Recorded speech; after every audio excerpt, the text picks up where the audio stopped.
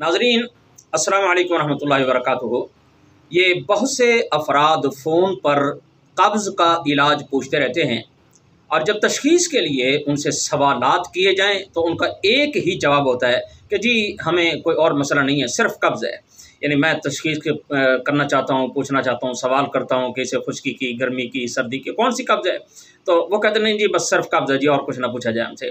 तो ऐसी लंबी गुफ्तगू से बचने के लिए मैं 3 किस्म की कब्ज़ का इलाज अलग-अलग 3 वीडियो में बताना चाहता हूँ ताकि हर आदमी अपनी कब्ज़ को पहचान कर अपना इलाज खुद कर सके। तो आज की वीडियो में मैं खुश्की से पैदा होने वाली जो कब्ज़ होती है ना, मैं उसका इलाज आपकी खिदमत में पेश करना चाहता हूँ।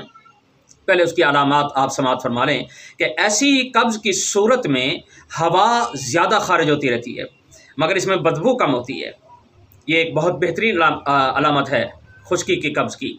अच्छा, मरीज़ भी आम तौर पर दुबला पतला होता है। ये कानून नहीं है कि सारे मरीज़ ही दुबले होंगे, मोटे भी होते हैं, उन्हें भी खुश्की हो जाती है, लेकिन आम तौर पर ये दुबला पतला होता है और जिल्द पर जो होता है ना, ये खुश्की के असरात नुमायाँ नज़र आते हैं। वो पानी ज़्यादा पीता रहता है लेकिन फिर भी पेशाब की जो रंगत होती है वो सुर्खी माइल, जैसे सरसों का तेल होता है ना, बस ऐसी तेल की झलक आती है उसके अंदर। और जिस्मानी रंगत भी उसकी सुर्ख होती है या स्याही माइल होती है। और अगर मरीज़ मोटा है तो उसका जो पेट है ना वो आगे की तरफ यूँ निकला हुआ और वो सख्त होगा। और इस किस्म के कब्ज़ को ना आम तौर पर दायमी कब्ज़ भी कहा जाता है क्योंकि इसका इलाज ज़रा लंबा वक्त मांगता है और मरीज़ परेशान होता है कि पता नहीं क्या वजह है कि ये मेरी कब्ज़ ठीक ही नहीं हो रही। लंबे वक्त में मांगता है लेकिन ये ठीक हो जाती है इंशाअल्लाह ताला।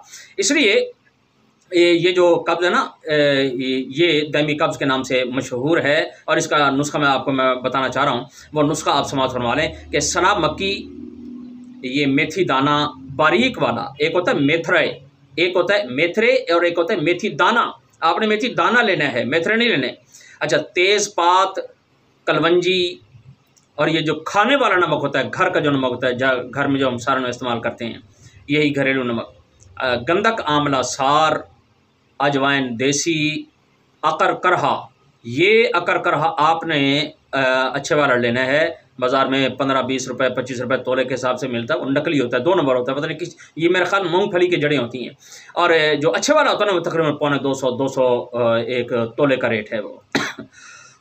तो ये आपने सारे ये 10-10 ग्राम ले लेनी है। यानी सना मक्की, मेथी दाना बारीक वाला और तेज़पात, कलवंजी, खाने वाला नमक, गंधक आंवला सार, अजवाइन देसी, अकर करहा, ये आपने सारे 10-10 ग्राम लेने हैं। और रेमद असारा ये आपने 3 ग्राम लेना है। ज़ाफ़रान जो है ना ये सिर्फ 2 ग्राम लेना है आपने। तो तमाम को आपने इंतहाई बारीक पीस लेना है। बारीक पीस लेने के बाद आपने 500 मिलीग्राम वाले जो कैप्सूल होते हैं वो भर लेने हैं या फिर मटर के बराबर आपने इसकी गोलियां बना लेनी हैं। और ये गोली जो है ना, एक गोली से लेकर 3 गोली तक सुबह दोपहर शाम पानी के साथ इसको खाना है। अब ये जो मैं बता रहा हूँ ना, 1 गोली से लेकर 3 गोली तक, इसका मतलब ये है कि हर आदमी अपनी बर्दाश्त के मुताबिक इसको इस्तेमाल करे। कोई आदमी ऐसा होता है कि जो 1 गोली से उसकी कब्ज़ खुल जाती है तो वो सुबह दोपहर शाम 1-1 खाए, किसी को 2-2 की ज़रूरत, किसी को 3-3 की ज़रूरत, अपनी ताकत के मुताबिक आपने इस्तेमाल करनी है।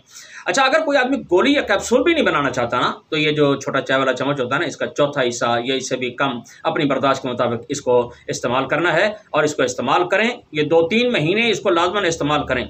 इंशाअल्लाह ताला, अल्लाह ताला ने चाहा तो ये कब्ज़ जो है, ये दायमी कब्ज़ हमेशा के लिए ख़त्म हो जाएगी। बस आखिर में दुआ है कि अल्लाह ताला हम सबको शिफाए कामिला आजला मुस्तकिला मुस्तमिर्रा अता फरमाए। अस्सलामु अलैकुम व रहमतुल्लाहि व बरकातुहू।